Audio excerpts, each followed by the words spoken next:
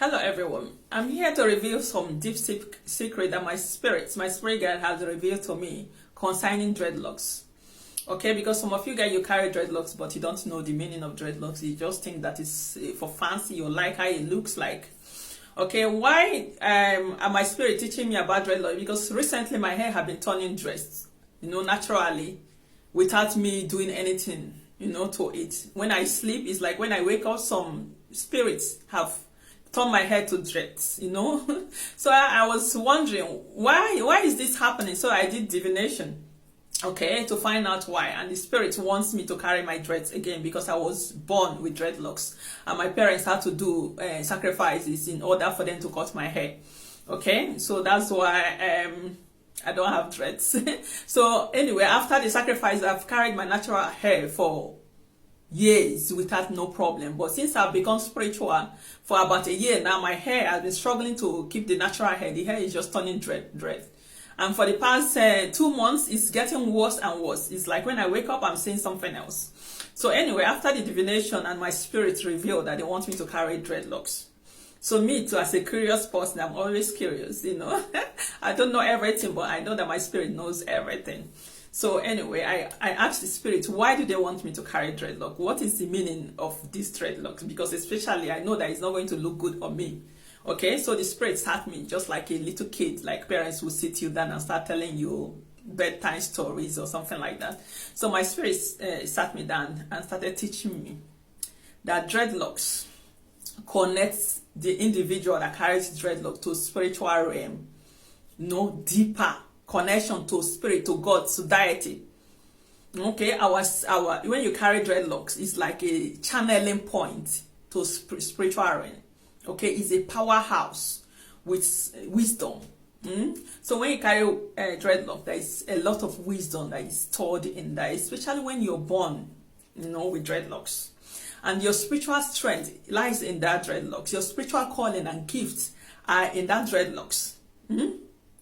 So when you carry dreadlocks, you begin to see that you're connecting to spirit more. You're seeing things. Your vision is clear. A lot of things are becoming clear. Even when you leave your natural hair without someone touching your hair for a long time, you see that you begin to connect more to spirits, to the spiritual realm. You begin to recover yourself more. Okay, and they also say that some people, when they touch your hair, when someone touch your hair, you become sick, you have headache, or you become very sick, you feel very uncomfortable, you want to lose the hair. Why do people experience this type of thing? It's because one, their spirits do not want like somebody touches that, for someone to touch the hair, because one is compromising their spiritual powerhouse, is disconnecting and distracting the powers that is on their hair. So spirit does not like that. So a lot of things are being disorganized, and some people, when they touch your hair, they can place negative energy there, and the place is supposed to be kept pure and holy. So your power lies on your hair. And some people, they are not born with dreadlocks, okay, but their spiritual strength lies on that hair. Your gift, your glory lies on that hair. So obviously your spirit are being protective. Like when someone touches it, they are giving you a signal that you should not allow someone to touch it, because your power is in your head. Just like Samson. Samson in the Bible, his power lies on his hair. But when they cut like 7 strings of the hair of Samson, because he revealed his secret, what happened? He lost his power. So there is power on the dreadlocks. There is protection in dreadlocks. And they said people that have dreadlocks, it's hard for someone to kill the person, like delete the person, because you carry power. There is so much power in that dreadlocks when you're born. When you're born with dreadlocks, or when the spirit have blessed you to carry dreadlocks. Yes, they bless that. When your spiritual friends or spiritual group have decided that you should carry dreadlocks, they always do some spiritual blessings according to my spirit in the spiritual realm.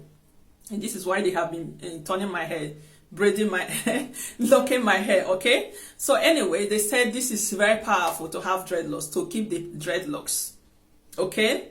So if you are having pains, headache with your hair, when someone touches your hair, it could also mean that your spirits want you to carry dreadlocks, okay?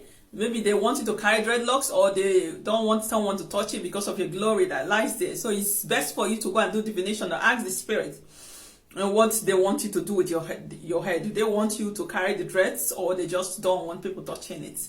If I'm you, if you you're not born dreads, and your glory lies mostly on your hair, and no one could touch it, it's better to just leave the hair to become dread so that no one will touch it. Is your hair.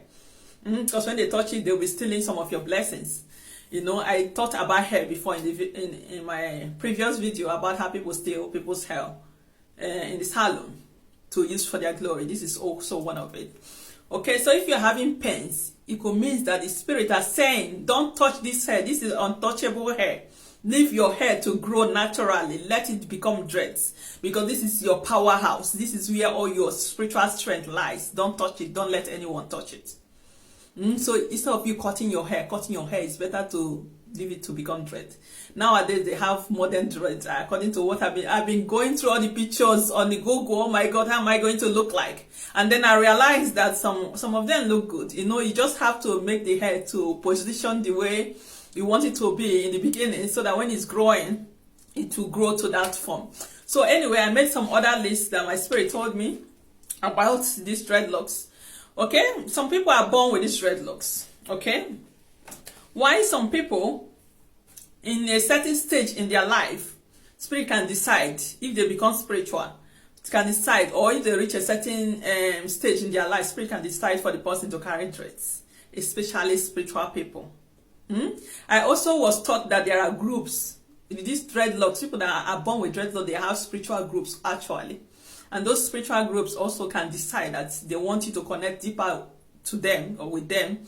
So they want you to carry dreads. They can decide for you, those spiritual group. If you have a good relationship with a deity that carries dreads in the spiritual, because spirits can be male or female. If they want you to connect deeper to them, they might bless you with the gift of dreadlocks. And after visitation of that deity, or after long time devotion, you just see that your natural hair will begin to turn dreads without you doing anything to her. That is also how these dreadlocks can happen. So you can be born with it, and you can be imparted with dreadlocks. Okay? Yeah. So anyway, let me just go. So they are saying that some people are not supposed to cut their hair. So you're supposed to just trim the hair without cutting it. Cutting your hair, you're cutting your glory, you're cutting your powers away. Okay? Yeah. So when you're having problems in your hair, so it could just mean that your glory resides there. It doesn't mean that you're born dreads. So divination can surely tell you which categories you are. Okay? Yeah, so anyway, so yeah. Let me just go through some other things that I wrote here. Solution. Okay, the solution, they said that if you're having headache in your hair, you can use coconut water to wash your hair. Okay, that after a while the pains that you're having will subside. Okay, wash your hair regularly with coconut water. Yeah. So another one is river water, like river of your reincarnation, or any river that you're connected to. You can go and wash your hair in that water, but you must speak to the water to cleanse your hair, to activate your power. That one is even more powerful. Or you can take the water home with you to wash your hair, but it's better to wash your hair in that river. Occasionally, maybe once a month, you go and wash your hair in the river. Then it activates your power, especially when you're connected to water. Even if you're not from water element, but you have deities, ancestral deities, they're washing your hair. Your natural hair, your dreadful hair in the water, in the river, is going to empower it. Okay? So another one is that they said you can put white calabash chalk on your hair and wrap it for 2 to 3 days, like 1 to 2 to 3 days. It's going to purify the hair. You know, a white calabash chalk represents purity.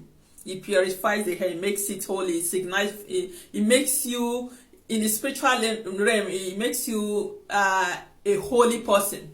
You know, that negative energy is not going to come in there. Okay, our hair also, to empower the hair, to impart the hair, they say 4 egg as sacrifice to your hair, because your hair is a living deity. It's living. Okay, not to relax hair, it has to be natural hair.